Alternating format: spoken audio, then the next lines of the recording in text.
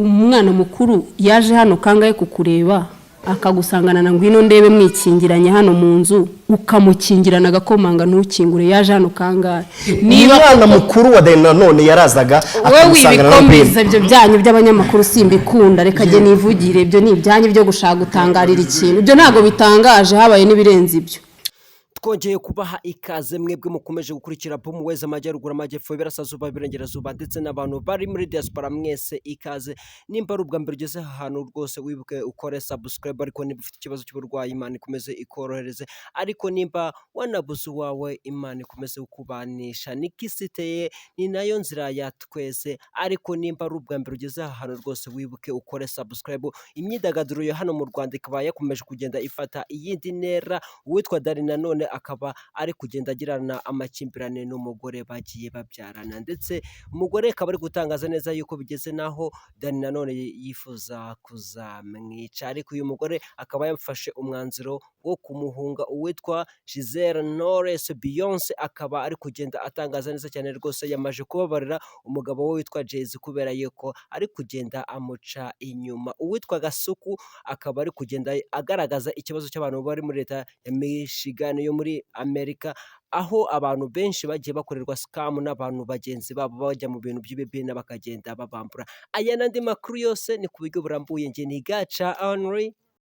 Boom ways, ambiances boom ways, tugomba kuzamuka. Umuhanzi Chris Easy akaba agiye gukora ibitaramo i Burayi ariko abantu benshi bakaba bari kugenda batangaza neza cyane ko agiye kugenda akajya guhura n'umu diaspora bari mu rukundo. Abantu benshi bakaba bari kugenda bagaragaza rwose witwa Chris Easy yuko nyuma yaho ari kugenda ategura album agomba kuzasohorana album y'urukundo rwe mu minsi iri imbere. Abantu bakagenda babimenya neza cyane yuko dore neza yuko n'abanyamakuru bamubajije neza cyane nimba azahura n'umukunzi we akagenda kwepa ariko mu mboni z'indani mu bwino no kuwitwa Chris Easy afite umudiaspora bari mu rukundo. Ikintu wamenye nuko witwa Dani Nanone ari kugenda agirana ibibazo bikomeye cyane n'umugore we bagiye babyarana kubera yuko Dani Nanone akaba atari kwita ku muryango we uko bihagije ariko uyu mugore akaba yamaje gufata umwanzuro wo kumusiga akigendera agatwara ibintu byinshi byo mu nzu.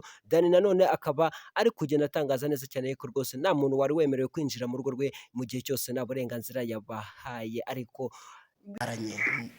uri wanjye uriwe handi wawe none uri wanjye ndaguhaye karibu wanjye njyewe karibu nayihaye wayihaye karibu wanjye yego none no kumamagana no kumbaza interview wanjye urabizi ko ibyo bitemewe se niyo mpamvu mbikumenyesheje hakiri kare urabizi ko ibi bintu mumenye neza yuko biri kugenda bikomera cyane yuko rwose ibintu none ahangaha wamenya nuko n'ubuyobozi bw'umudugudu wa Dani Nanone atuyemo nuko bumaje kubyemeza neza cyane. Dani Nanone nyuma y'ibi bizazana byose ari kugenda acamo ariko umwibuke neza cyane neza yuko ari umuhanzi w'umuhanga cyane hano mu Rwanda dufite uzi gukora injyana ya hip hop y'urukundo. Ese ibyo abahanzi baririmba bigasi byo baba banatekereza ni ibintu turi kugenda dukurikirana mu bwino bwacu umunsi ku munsi.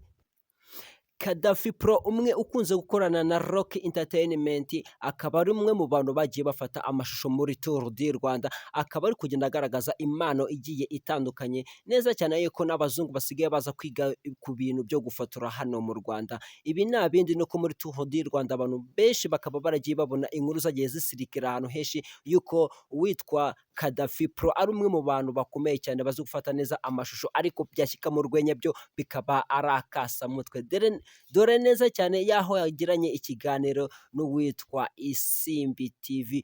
Uyu mugabo akaba ari kugenda agaragaza impano igiye itandukanye cyane. Dore akantu yatangaje kasekeje kandi gafite n'inyigisho ku bantu benshi naho bamubajije ese ni ikihe kintu yigize abwira umubyeyi we. Kadafi Pro akaza gutangaza neza cyane yuko yabwiye umubyeyi we atazongera kubyara nyuma yuko yamubyaye maze umubyeyi we akagenda amudiha cyane. Abana benshi bakunze kuba kubaza ababyeyi ibibazo by'ubuzungu bakabadiha mwese ndabasuhuje kandi ndabizi neza cyane harimo abagiye bakura mukavamo abagabo ariko nabo byacanze niko isi iteye nuko umuntu wese aba afite igeno yige. Vestina umwe mwakunze cyane uzwi neza cyane mu izina rya Vestina na Dorcas akaba ari kugenda atangaza neza cyane yuko mu bintu byose azigera yongera gukora atazongera kugendera ku idini ryaryo nyaryo ngo niryo kavukire yavukiyemo ariko ikintu wamenya no ko ibi byose byaje nyuma yaho yagiye agaragaza umugabo we abantu benshi bakagenda bagaragaza neza cyane yuko ari umuntu ukuze cyane ariko Vestina akaba avuga neza cyane yuko akunda umugabo we kandi ari umugabo usenga. Abantu benshi bakaba bagenda bibaza neza cyane yuko uyu mugabo ese yuko bikeka yuko ashobora kuba ari umwisilamu uyu mukobwa we agomba kuzajya mu bayisilamu ariko akaba yagiye atangaza neza cyane yuko rwose burya ngo idini si ryo muntu idini rya nyaryo ni umutima we. Vestina na Dorcas bakaba ari abahanzi bakomeye hano mu Rwanda ariko ikintu wamenya cyo kuri Vestina nuko we yagiye atangaza amagambo akakaye cyane yuko yiyemye abantu bose bari kugenda bamusebya kandi ikindi abantu benshi bajya mu byumba ngo burya akenshi baba bafite amatiku n'amashyari n'inzangano akaba rwose ari ibintu bigiye bibabaza abantu benshi cyane. Iki ni ikiganiro yakoranye n'uwitwa Irene Murindahabi kuri channel yitwa MI. Ikintu wamenya nuko uyu Irene Murindahabi akaba ari we muntu uzwi neza cyane wagiye uzamura zino mpano z'aba bakobwa ko ari babiri ariko ikintu wamenya kuri Vestina nuko ari umuhanzi w'umuhanga akaba yagiye agaragaza ibintu bigiye bitandukanye mu bwino bwe n'ubundi budakuraho bw'abandi ariko nta muntu n'umwe utegetswe kugenda amujagingira ubuzima. Amahitamo ya muntu n'umutima we kame ka muntu burya ngo n'umutima we niko umunyarwanda yabivuze. Ese wowe uwawe bagiye bamuvuga gute? Ese wowe uwawe bamuvuze wabyakira gute? Gira ikintu ugenda ugaragaza mu buzima bwawe bwa buri munsi maze uzareke abazavuga maze uzakore neza wigendere maze amatiku n'inzangano tugende tubikatira gake gake.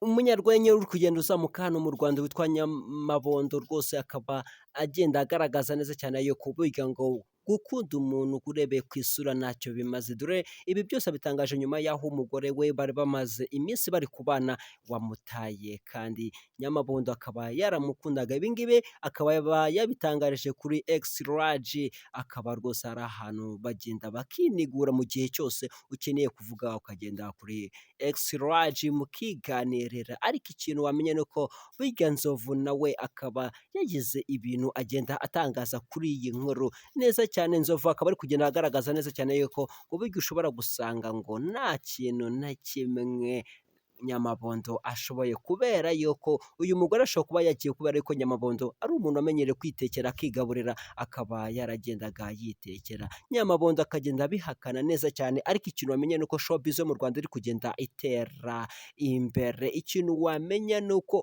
umuhinde uzwi cyane mu Rwanda muri komedi nyarwanda akaba yakoze ibintu bikomeye cyane muri Jazz Comedy akaba ari ahantu hari kugenda hazamura abantu benshi cyane b'abanyempano ariko ikintu wamenya nuko burya Muhinda ari umwe mu bantu dufite mu Rwanda bafite impano igiye itandukanye ariko abantu benshi bakaba bagenda bibaza ku witwa Chita Magic. Chita Magic ni umunyempano ukomeye cyane ufite impano kwigana abandi bantu mu majwi yabo cyane cyane witwa Uncle Austin neza cyane aramwigana ukagira ngo ni Uncle Austin wigereye aha hantu. Chita Magic ikintu wamenya nuko afite YouTube channel imeze neza kandi nayo ikora neza cyane. Chita Magic nuko ikintu wamenya ari umugabo ukomeye cyane ariko akaba ari umugabo ushyira mu kuri akaba ari umugabo utakunda kugendera mu matiku n'inzangano. Chita Magic ibuka gukora subscribe nimba ari ubwa mbere ugeze hano kuri Boom Ways kuko twakwiye neza cyane ko nta handi hantu uzigera umenya amakuru y'ubwino keretse ngaha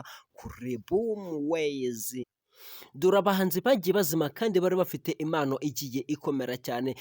Abantu benshi bakaba baragiye bibaza icyatumye aba bahanzi batagisora ibihangano byabo. Hakaba harimo uwitwa Racine. Racine ni umuhanzi w'umunyempano ukomeye cyane ariko mu bihe byatambutse akaba ari umuntu wari ufite hit ikomeye cyane ariko muri iki gihe ikaba yaragiye izimira. Uwundi akaba ari uwitwa Mukadafu. Mukadafu abantu benshi bakaba baragiye bamumenya mu ndirimbo My Type. Uyu ni umuhanzi w'umunyempano umunyempano ukomeye cyane ariko muri iyi minsi akaba atari kugenda agaragara neza cyane mu ruhando rwa muzika. Uwundi muhanzi akaba yitwa Amaroni ni umuhanzi w'umunyempano ukomeye cyane ariko muri iyi minsi nawe akaba atari kugenda asohora ibihangano.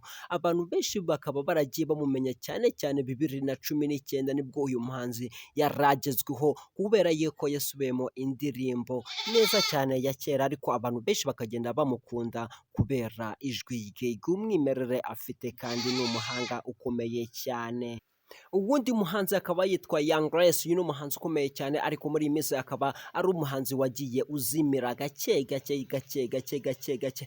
Dore amatsinda tuzagenda dukumbura mu bihe byose akaba ari mu itsinda rya Dream Boys, Urban Boys, Just Family, akaba Active, hakaba irindi tsinda The Brothers, KT Gang, hakaba Afro Dance. Aba ni abahanzi benshi bagiye bazana ibintu bigiye bitandukanye ariko tukagenda tunabakunda, ariko abantu benshi cyane bakaba bari kugenda batangaza ibintu bigiye bitandukanye. Mureke tugende twinjira mu makipe yitiranwa n'abantu mu bwino bwacu twagiye twizanira kugira ngo mugende munayamenya. Hakaba hari ikipe yitwa Al Mansura. Iyi ni ikipe ikomeye cyane yo mu cyiciro cya kabiri mu gihugu cya Misiri. Al Mansura ni ikipe mutuye neza cyane wowe muntu ukunda gukurikira shampiyona z'isi. Iyindi kipe ni iyitwa Al Hussein yo muri Jordania mu cyiciro cyayo cya mbere, akaba ari ikipe ikomeye cyane. Nimba nawe ufite ikipe mwitiranwa uzatubwire, utwandikire muri SMS,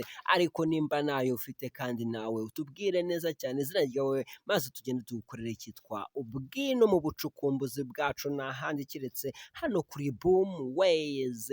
Ikipe ya Rayon Sport ikaba yamaje gutsinda kuri uyu wa kane mu mukino wayihuzaga n'ikipe ya AS Kigali mu cyiciro cya kimwe cya kabiri. Dore amakipe yamaje gushyikamo n'ikipe ya Mukura Victor Sport ikaba izahura n'ikipe ya Rayon Sport, maze ikipe ya APR FC ikata isakirana n'ikipe ya Police FC. Abantu benshi bakaba bari kugenda batangaza neza cyane yuko iyi ni derby y'umutekano, akaba derby y'amajyepfo. Ese ni izihe kipe zisanga mu cyiciro cyo guhatanira igikombe ku mwanya wa finale? Ariko amakipe menshi ahabwa amahirwe n'ikipe ya Rayon Sport ndetse n'ikipe ya APR FC, maze bakazajya bagenda besurana gake.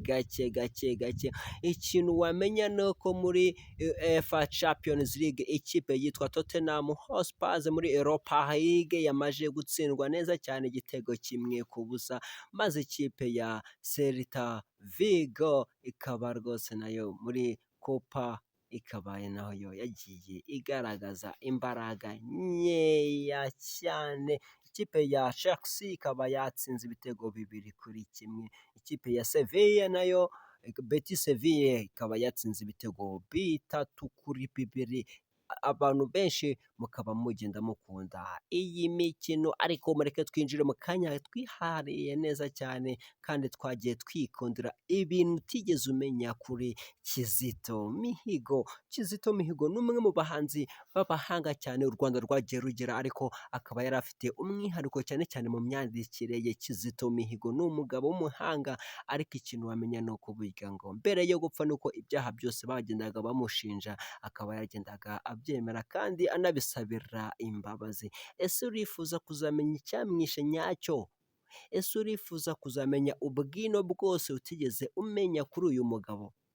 Ni ikiganiro utazigera ucikwa turi kugenda tubategurira mu minsi iri imbere. Turi kugenda twegeranya amakuru amwe namwe kugira ngo tugende tubahereza full package, maze nawe bwawe uzajye ugenda wishimira ibiganiro tugenda dukora. Njye ni Gaca Henry